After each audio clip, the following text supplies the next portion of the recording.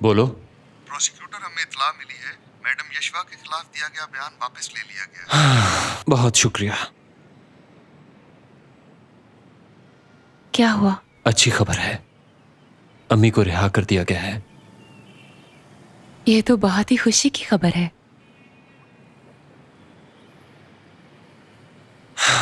अम्मी की बातें सुनकर बहुत ही बुरा लगा मुझे। माँ बाप चाहे कुछ भी बोल लें, उनका बुरा नहीं मनाते। अच्छा ये बताओ, वो बाहर कब आएंगी? उन्हें थोड़ी देर के लिए अदालत में पेश किया जाएगा, फिर वो रिहा हो जाएंगी। चलो शुक्र है, अल्लाह का बहुत बहुत शुक्र है। मेरा ख्याल है हासिल आने ही वाली होगी।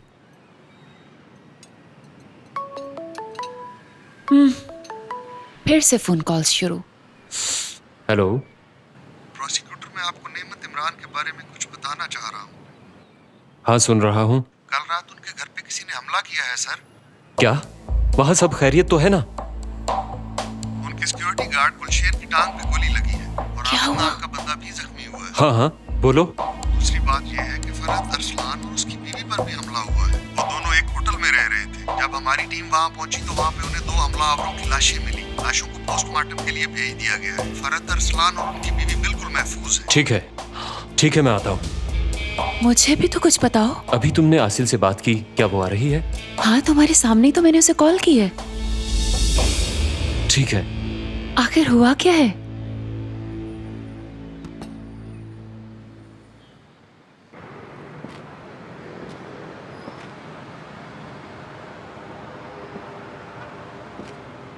बहुत मुबारक हो आपको। आपका बहुत शुक्रिया। आपने जहाँ भी जाना है मैं आपको छोड़ देता हूँ। जी नहीं, मुझे एक काम जाना है। आपका बहुत शुक्रिया।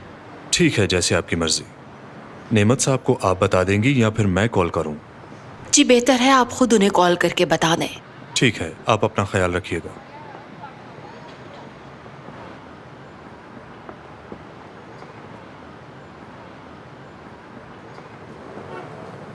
कैसे हैं आप? खुश आमदीद। मुझे ऐसा लगता है मेरी रिहाई के पीछे आपका हाथ है। नहीं, मैंने तो कुछ भी नहीं किया। कुछ खाओगी? हाँ, मुझे काफी भूख लग रही है। आओ चलें।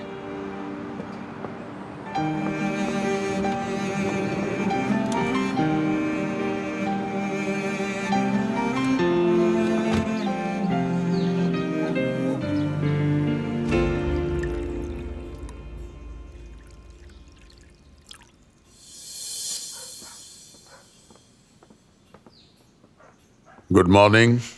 Good good morning. Morning. Good morning. सब तुम्हारा इंतजार कर रहे थे। मुझे अभी अभी इत्तला मिली है कि यशवा को छोड़ दिया गया है।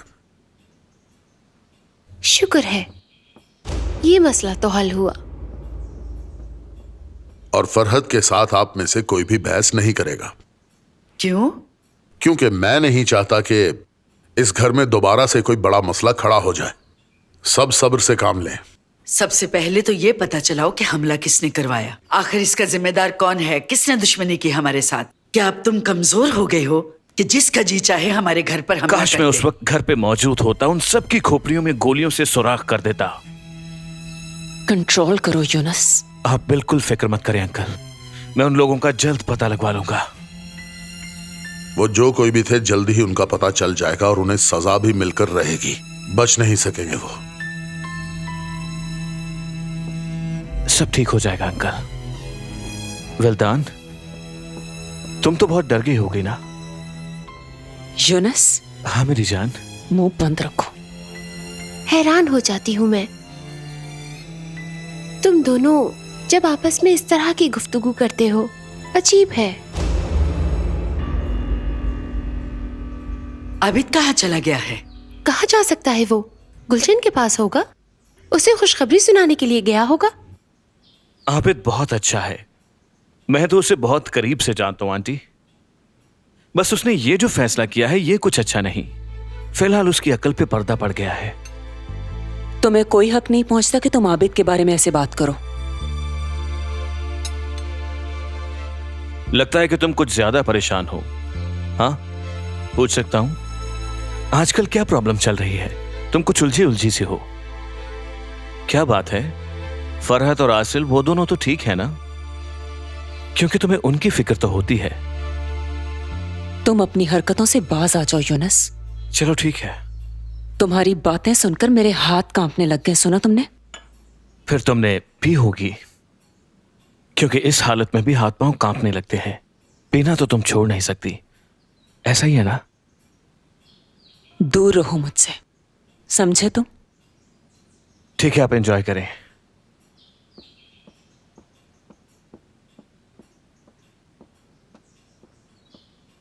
ये दोनों तो इसी तरह करते रहते हैं आपा। आप इन पर गुस्सा ना करें, बस आप यशवा की तरफ तवज्जो दें।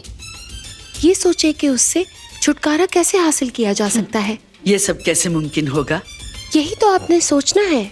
आप सबसे बड़ी हैं और ये आपकी जिम्मेदारी है, क्योंकि नेमत तो इस वक्त उस पे इतना मेहरबान हो चुका है कि उसे कुछ और नजर ही नहीं आता। उसकी आंखों के आगे पर्दा आया हुआ है। हाँ हाँ, तुम खुलकर बात करो।